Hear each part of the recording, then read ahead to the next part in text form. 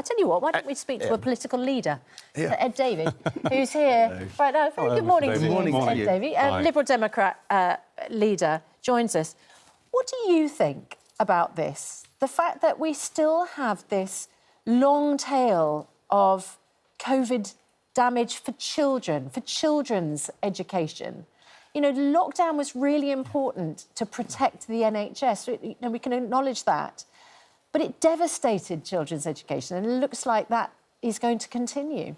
Suzanne, I think you're absolutely right. And if you talk to teachers and parents, they say that they feel that children who are particularly affected and didn't get the support in school during that period, they've really lost. And you're seeing it in behaviour amongst some groups of children. You're getting that from primary teachers. I speak as a parent of a 10-year-old girl, and I know that my daughter lost out during that period. And the government actually asked an expert to look at it. He proposed a £14 billion package, which was rather like a lot of other countries were proposing. And unfortunately, the government didn't fund it. There were some good things in it that did happen, but just too few of them. So one thing that was good was tutorials and having independent tutors come and help the schools and help the children. There's some evidence that worked, but it's just not been continued, it's not been funded. Do you feel, like I do, that actually we could have done more at the time of lockdown? You know, because, you know, you were back to the lockdown. Do you regret the fact that you didn't speak up for schools and school children at that time? Well, to be fair to us, we did speak up for schools, and we particularly said that those children who were going to school with special needs and with the children of care workers, that was really important. Yeah, but that's what the government did. What I'm saying is, what about trying to keep the schools open for all children? Yeah. Because we've got the COVID inquiry now, haven't we? And, you know, I mean, one of the things that the Chief Medical Officer said is one of his regrets is that we didn't lock down earlier. But I wonder whether we're going to consider whether locking down the schools was the right thing to do. Do you think it was the right thing to do? Well, I think it was right in some cases, but I think you're right to go to the inquiry, Susanna. One of the reasons we set up the inquiry, and I was the first MP to challenge Boris Johnson, the then Prime Minister, on it, and it was a question in the House that he actually granted that inquiry. We need that inquiry to learn the lessons, because there would have been mistakes. And it's going to happen, and it's going to happen again. We're going to have another pandemic at some point. I regret, so we really need to learn the lessons. And, you know, we can all talk with the benefit of hindsight. Yeah, but I'm asking you exactly that question. With the benefit of hindsight, would you do the same with schools? Or would you try and keep the schools open? I think we tried to keep more of them open for sure. Right. I mean, if you look at the impact on children's mental health and so on, we need to learn the lessons. But I think it's really important we do get the inquiry. That's why Liberal Democrats championed that inquiry. So important we learn the lessons. And as we know, the inquiry's going on now. But we also want to talk to you about defence spending. Well, I was going to say, we're talking about hindsight. Let's talk about foresight, because that is what appears to be the overarching sort of philosophy here. We're looking ahead and saying that by, 2030, we're going to be spending 2.5% on defence, which is right up there. What are we going to get for our money, do you think? Well, we live in a very insecure world. We've now got a war on the European continent. We're seeing threats from China, particularly with respect to Taiwan. And unless we prepare, so Liberal Democrats share the ambition of increasing the defence spending to 2.5, and we need to make sure we use that wisely. Here's one thing. The government have been cutting the troop numbers by 10,000. If the Conservatives have their way, we'd have an army, a British army, smaller than any time since the Napoleonic Wars. It'd be the smallest army for our country for over 200 years. And Liberal Democrats have been raising that in Parliament and saying this is not right. We should reverse these OK, cuts so more money troops. for more boots on the ground, you would argue. What about this extraordinary phrase, really, that the Prime Minister used yesterday, that Britain is now moving onto a war footing? What do you make of that? I mean, because that conjures up all sorts of images, like national conscription. Yeah, I'm not quite sure what he meant, if I'm honest with you. It seems an odd turn of phrase.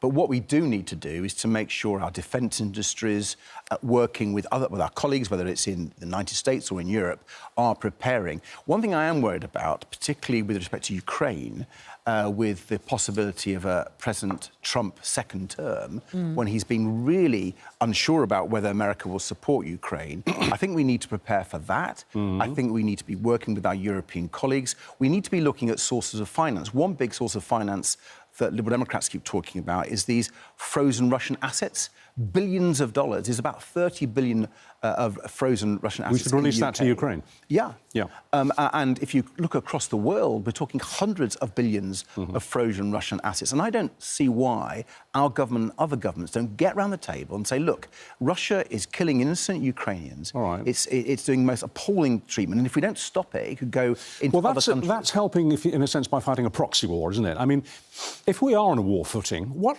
specifically, what threats does the UK face, do you think, in the future? What are we looking at? What should we be frightened of?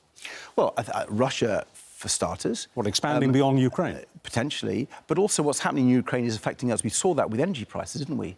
We've all, every single one... Sorry, can I just cut in there? Are you suggesting that if we didn't help Ukraine, and if America hadn't just passed this extraordinary package of aid, which is now going to Ukraine, if we didn't do that, if we backed away, and in effect Russia won, and possibly was in Kyiv by next summer, are you saying that you actually think that Putin, you agree with those who would say that Putin would then expand into other parts of Eastern Europe? Well, that has to be a risk. I mean, look at what's happening in Russia.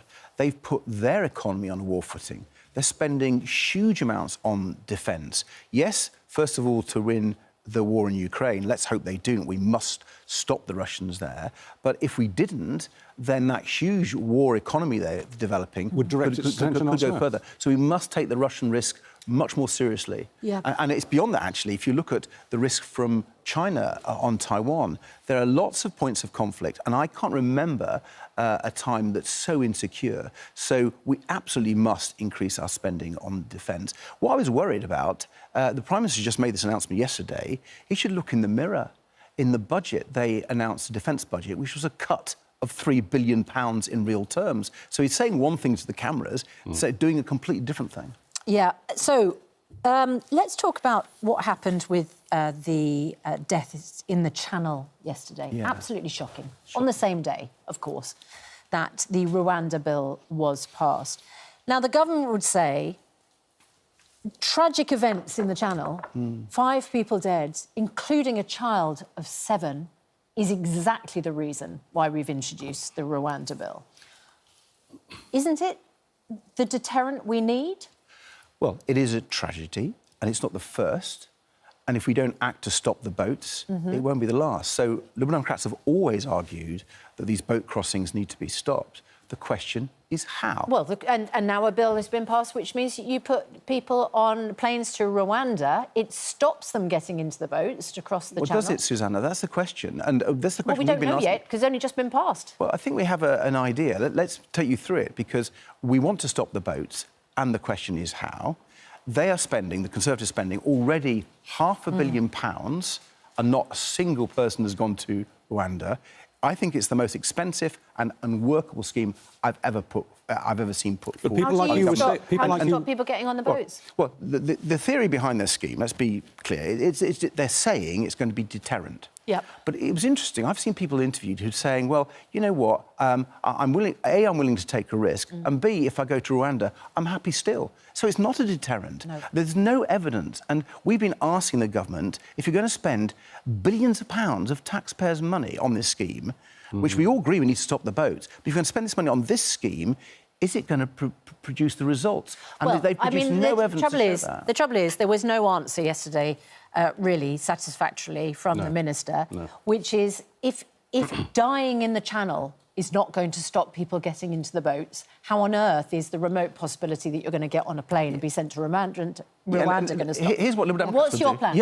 What's your plan? Well, I don't know if you saw that footage last night of the French police trying to stop on the beach, smugglers. yes, and being overwhelmed by the numbers of the. But that's where that should be something even further upstream. To be honest, we need to stop the smugglers. These are criminals, some of the worst criminals imaginable. Well, you mentioned this footage. It was BBC footage, I have to say, and it showed quite clearly that the French gendarmerie, even though they were fairly mob-handed themselves, were clearly intimidated by about 100, 150 asylum seekers and their handlers and the smugglers. And they were basically beaten off with sticks and stones. Yeah, so what's your plan? Well, I think we need to make sure that the criminal enforcement, the French police and our police, have the tools to do the job properly. We need to work with our international partners. This isn't an issue just affecting the UK.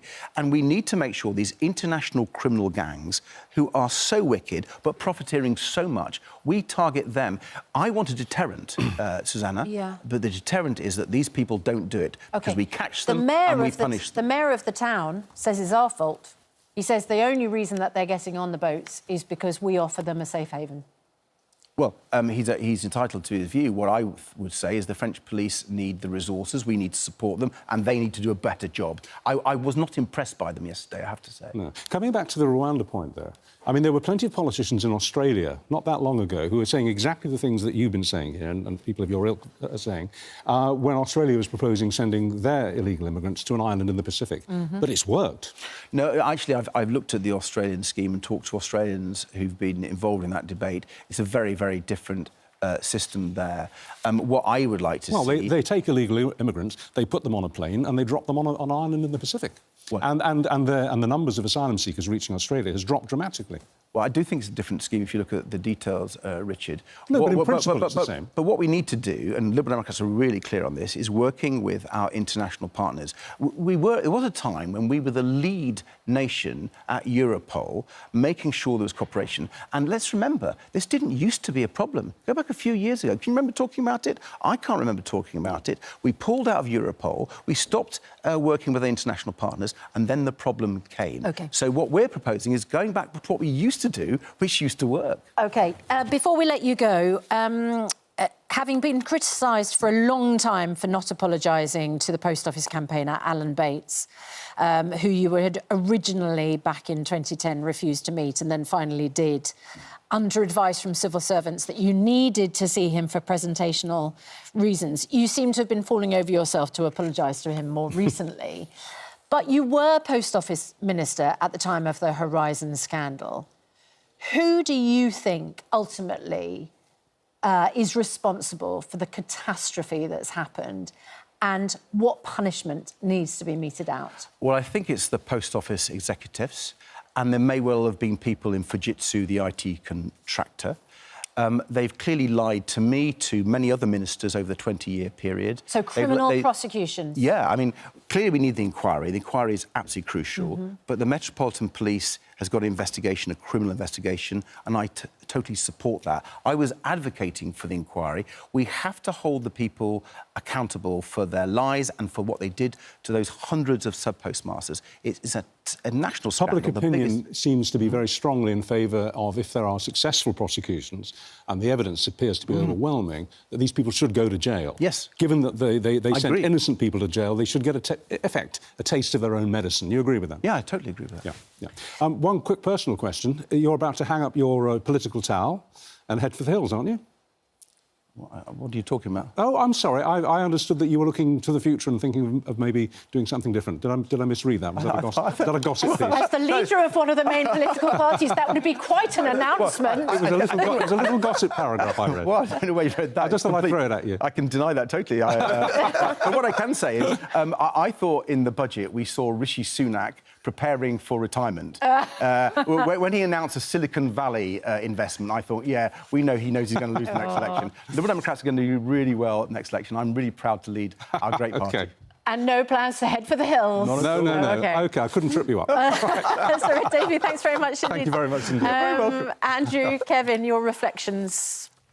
I have to say, on the Post Office, there has to be criminal prosecutions, because some people, there's people who knew those prosecutions were based on a lie, that only the postmasters had access to that Horizon IT system. People knew, and we've got to find out who they were, and they've got to be pulled before the courts. That's right. And potentially go to prison. I want to know why Ed is going to spend more on defence rather than spending what we already do better, because we're, I think, the 6th biggest spender in cash terms in the world. What will we actually get, and how will you fund it?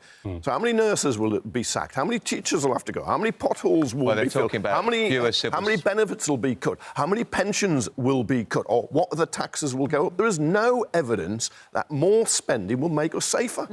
Well, it's very interesting to listen to Ben Wallace, the former Defence Secretary. He's challenging the government to answer that very question. And he's saying they shouldn't go ahead with tax cuts they're planning just before the election. And I think that's going to be a question for the Conservatives.